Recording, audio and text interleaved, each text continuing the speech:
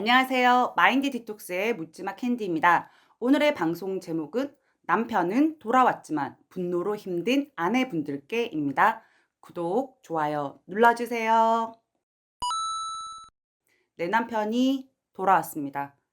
마음이 돌아왔다는 거죠. 상간녀 소송과 박살로 상간녀와의 개싸움이 나서 서로 원수 보듯이 하며 집으로 되돌아왔습니다. 카페 사연을 읽어보면 바람난 남편들이 가출을 하고 이혼 소장도 보내고 형사 고소도 본인들의 아내들에게 형사 고소도 하고 그런 글들을 봤었는데 그나마 내 남편은 상간녀와 완전히 끝내고 원래 자리로 돌아왔습니다. 그런데 이상합니다. 남편이 상간녀와 끝나고 돌아오면 너무 좋을 줄 알았는데 기쁘기만 할 줄 알았는데 남편이 돌아오고 나서부터 본격적으로 분노가 치밀어 오릅니다.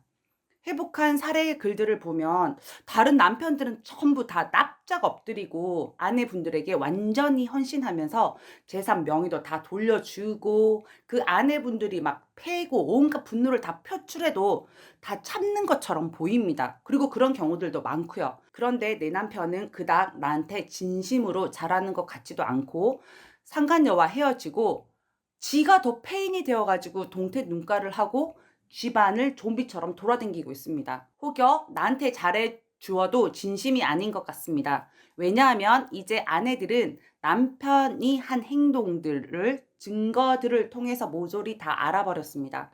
상간녀에게 미쳐 있었을 때 비싼 음식을 사 먹이고 값비싼 선물을 사주고 값비싼 호텔에 투숙하고 전국 방방곡곡을 여행을 다녔는데 그만큼은 나한테 안 하는 것 같습니다.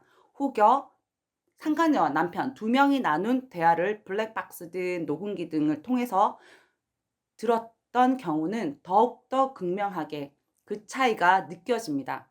평소 원래부터 집에서는 무뚝뚝하고 말이 없어서 진중한 사람이라고 생각했었는데 음성 파일 속에 그 남자는 내 남편이 아닌 것 같습니다. 나불나불 블라블라블라블라 할 말이 그렇게 많은지 부드러운 솜사탕 같은 목소리로 상간녀에게 온갖 사랑 타령질을 하고 있었습니다. 그런데 그 남자가 나한테는 그렇게 하지 않습니다. 진심이 아니고 영혼도 없이 그냥 저 마누라 성질나 있으니까 비 건드리지 말고 맞춰주고 눈치 보고 살아야겠다. 이런 마음이 너무 느껴집니다. 그래서 더더더더더 화가 치밀어 오릅니다. 나는 남편 놈이 바람 나가지고 상간이한테 미쳐 있었을 때 포커페이스 죽으라고 하고 남편은 건드리지도 못하고 남편 자리 뭐 아빠 자리 가장의 자리 놔두라고 해서 상간년만 치고 남편에게는 제대로 소리도 한번 못 질러봤는데 싸다고도 한번 못 날려봤는데 난 남편 새끼한테 진짜 아무것도 한 게 없는데 근데 저 자식은 왜 저렇게 당당하지? 마치 아무 일도 없었던 것처럼 예전처럼 그렇게 뻔뻔하게 행동하고 살아가려고만 하네. 이런 생각이 들면서 분노가 디글디글디글디글 끓어오릅니다.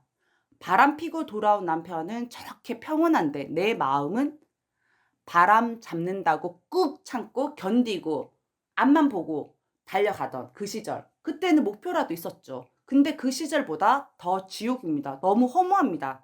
네, 맞습니다. 아내분들 중에 높은 자존감을 가지고 앞만 보고 직진하셨던 분들일수록 말 그대로 후폭풍처럼 계속해서 올라오는 분노 때문에 많이 힘들어 하십니다. 왜냐하면 이런 분들은 포커페이스도 너무 잘하셨고 인내하셨고 참으셨고 견디셨고 가정 회복까지 직진해서 다 했기 때문에 아 그 참았던 분노, 억눌렀던 분노가 올라오는 거거든요. 마인드 디톡스 카페 회원들을 보면 더 자명하게 어떻게 보면 이혼을 하신 분들보다 남편이 상간녀랑 헤어지고 제자리로 되돌아와서 관계 회복 중인 분들이 더 고통스럽고 힘들겠다라는 생각이 가끔 들기도 합니다. 이혼하면 안 보면 땡이거든요. 물론 다른 아픔들이 있기는 한데 배우자의 외도를 경험하고 나면 사실 예전의 부부 관계로 되돌아간다는 건 어렵습니다. 이미 남편의 외도를 경험하면서 예전에 온전히 믿고 신뢰했던 그 시절의 그 시절의 부부 관계로는 되돌아갈 수 없을 뿐더러 남편의 행동이 조금이라도 이상하면 바로 의심부터 하게 되는 의심병이 생기게 됩니다. 저는 이혼을 해도 남자를 보면 그냥 의심병부터 생기거든요. '아 저 자식 저거 바람 폈어.' 이런 생각. 네. 결론은 어쨌든 바람을 피우고 부부 관계에 있어서 너무나 중요한 신의를 저버린 남편을 믿을 수도 없고 저는 믿으실 필요도 없다라고 생각합니다. 핵심은 아내분 자신을 사랑한다면 그런 남편에 대한 분노 때문에 아파하고 고통스러워하면서 그 공간에 본인 스스로 그대로 방치하시고 내비두는 건 자신을 학대하는 거라고 생각합니다. 나를 진정 아낀다면 그런 아픔과 고통 속에서 나를 그냥 두시면 안 되고 벗어나는 방법들을 하나둘 스스로 찾아가셔야 하는 게 맞다라고 생각합니다. '내가 왜 그렇게 분노하고 있는 것일까?' 라는 질문을 스스로에게 던져보시면 결론은 상처받았던 나를 남편이 더 사랑해주고 위로해주고 보살펴 주었으면 하는 기대가 있는데 남편 입장에서는 그렇게 해주고 있다라고 본인 스스로는 생각은 하지만 아내의 기대에 한참 미치지 못하고 아내를 만족해 주지 못하기 때문에 그것 때문에 분노가 올라오는 것입니다. 바람 폈던 남편 때문에 아내분들이 그렇게 아파하실 이유가 있을까요?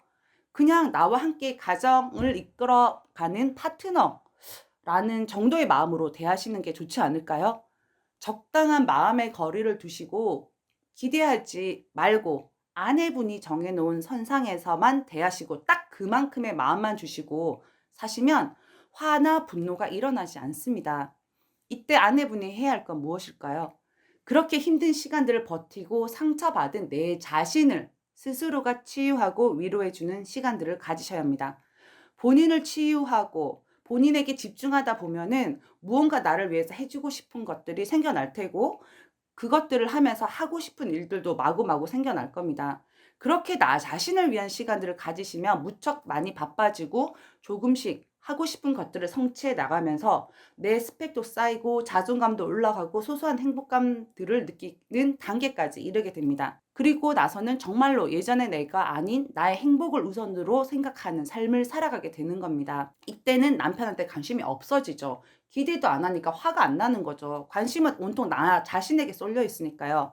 내가 행복해지면 나한테서 정말 좋은 에너지가 생겨나고 그런 내가 그렇게 바쁜 내가 궁금해서 내 옆으로 자꾸 다가오는 남편이 눈에 들어올 겁니다. 그런 남편을 "오지 마!" 하고 밀쳐내시지도 마시고 마음도 막 예전처럼 퍼주지도 마시고 또 마음이 또 막 약해져 가지고 옛날 패턴대로 돌아가시면 안 됩니다. 요리조리 나한테 유리하게 남편을 요리하면서 살아가시면 됩니다. 이 단계가 바로 외도 상황 이후에 훨씬 더 나은 부부 관계 혹은 신혼 시절, 연애 시절보다 더 관계가 좋아졌다라고 말하는 아내분들이 겪었던 공통된 과정입니다. 그 누군가에 의해서 내 감정이 좌지우지 되지 않아야 합니다. 그 누군가가 남편이어도 자식이어도 마찬가지입니다. 내 감정은 내 것이고 내가 조절할 수 있어야 하는데 남편이라는 존재에 휘둘려서 하루하루 행복하게 살아도 부족한 내 인생을 아파하고 힘들어하면서 사는 건 아니라고 생각합니다. 도저히 나는 남편 용서가 되지 않고 저 인간을 보는 것이 하루하루가 고통이다. 십자가 골고루 언덕이다.